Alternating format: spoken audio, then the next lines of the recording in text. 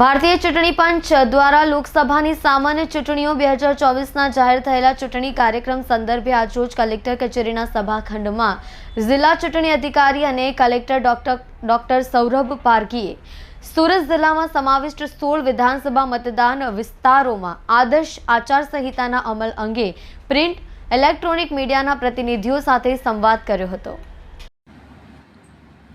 ભારતીય ચૂંટણી પંચ દ્વારા લોકસભાની સામાન્ય ચૂંટણીઓ 2024માં જાહેર થયેલા ચૂંટણી કાર્યક્રમ સંદર્ભે આજરોજ કલેક્ટર કચેરીના સભાખંડમાં જિલ્લા ચૂંટણી અધિકારી અને કલેક્ટર ડોક્ટર સૌરભ પારઘીએ સુરત જિલ્લામાં સમાવિષ્ટ 16 વિધાનસભા મતદાન વિસ્તારોમાં આદર્શ આચારસંહિતા અમલ અંગે પ્રિન્ટ ઇલેક્ટ્રોનિક મીડિયાના પ્રતિનિધિઓ સાથે સંવાદ કર્યો હતો।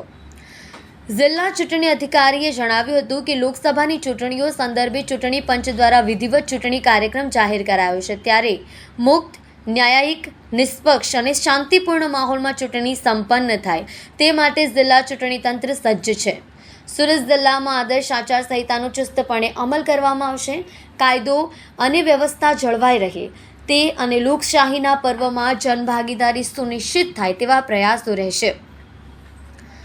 જિલ્લા ચૂંટણી અધિકારીએ કહ્યું કે સુરત જિલ્લામાં સમાવિષ્ટ 16 વિધાનસભા મતદાન વિભાગની 5/1/2024ના રોજ આખરી પ્રસિદ્ધ થયેલી મતદાર યાદી મુજબ 4,530 મતદાન મથકોમાં 47,08,082 મતદારો પૈકી 25,23,023 પુરુષ મતદારો, 21,84,897 મહિલા મતદારો તેમજ 162 ટ્રાન્સજેન્ડર મતદારો નોંધાયા છે।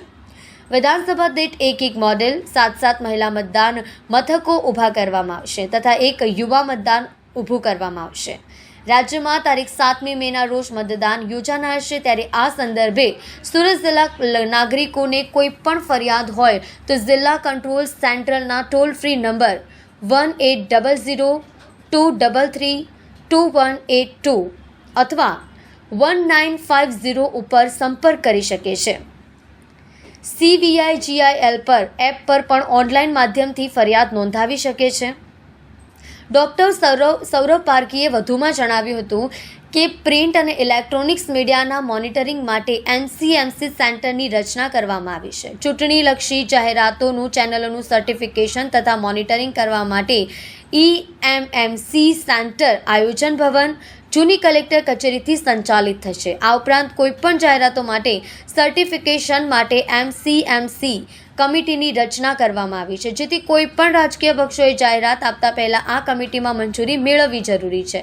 આ પત્રકાર પરિષદમાં અધિક જિલ્લા ચૂંટણી અધિકારી કમલેશભાઈ રાઠોડ, નિવાસી અધિક કલેક્ટર વિજય રબારી, નાયબ કલેક્ટર ચૂંટણી ડોક્ટર કૃતિકા વસાવા સહિત પ્રિન્ટ ઇલેક્ટ્રોનિક્સ મીડિયાના પત્રકારો ઉપસ્થિત રહ્યા હતા। સૌ મીડિયા મિત્રોનું ને આવકારું છું અને આજની આપની પ્રેસ કોન્ફરન્સ આપણે સૌ જાણીએ છીએ કે આજે જે લોકસભાના સામાન્ય ઇલેક્શન્સ જે છે જનરલ ઇલેક્શન્સ 2024ને આજે ઇલેક્શન કમિશન દ્વારા જાહેરાત કરવામાં આવી છે।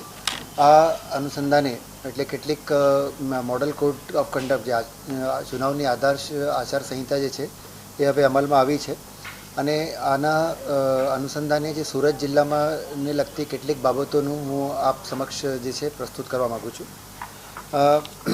જે લોકસભાની સામાન્ય ચૂંટણી 2024માં જે કાર્યક્રમ છે એમાં જાહેરનામું બહાર પાડવાની તારીખ છે 12 એપ્રિલ। એમાં ઉમેદવાર પત્રો ભરવાની છેલ્લી તારીખ છે 19 એપ્રિલ શુક્રવારથી। ઉમેદવારી પત્રોની ચકાસણીની તારીખ છે 20/4/2024। ઉમેદવારી પત્રો પાછા ખેંચવાની છેલ્લી તારીખ છે 22/4/2024। મતદાનની તારીખ છે 7/5/2024, એટલે ગુજરાતમાં એક ચરણમાં મતદાન યોજવાના છે, સુરત પણ આમાં સામેલ છે।